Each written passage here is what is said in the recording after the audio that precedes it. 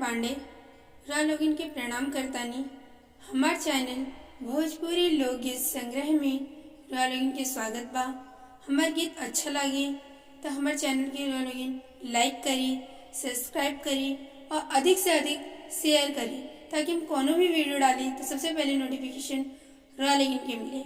अब रा लोगिन हमार गीत सुनी, कमेंट करके बताएं कि गीत कैसा लगे। बिलखी बिलखी रोई बजनिया गंगा से आरज कर सहो ए गंगा मैया नहीं दिहलु एका हूँ बलकवाता जितिया हम कैसे भूखी हूँ ए गंगा मैया नहीं दिहलु एका हूँ बलकवाता जितिया हम कैसे भूखी हो। केहू के दिलु दुई चार, केहू के 10-5 दिहलु हो। ए माई देखी देखी करे लामनावा हमहु बबुआ खेलाई तीनू हो। ए माई देखी देखी करे लामनावा हमहु बबुआ खेलाई तीनू हो। गाँव के सब नारी व्रत करे हमहु व्रत करी हो।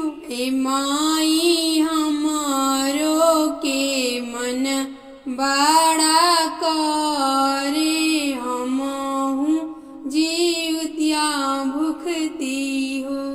ए माई हमारो के मन बड़ा करे हमहु पूजन करती हो।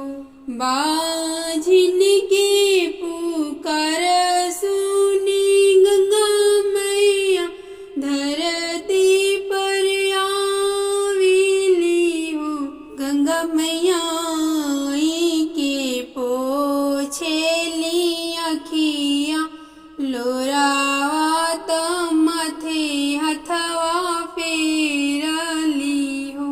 गंगा मैया आई के पोछेली अखिया लोरावा त माथे हथवा फेरली हो।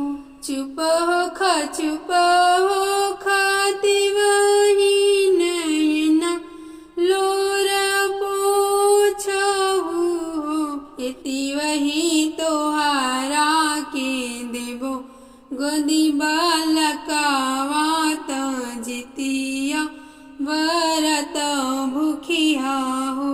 एती वही तोहारा के देबो गोदी बालकावा त जितिया व्रत भूखिया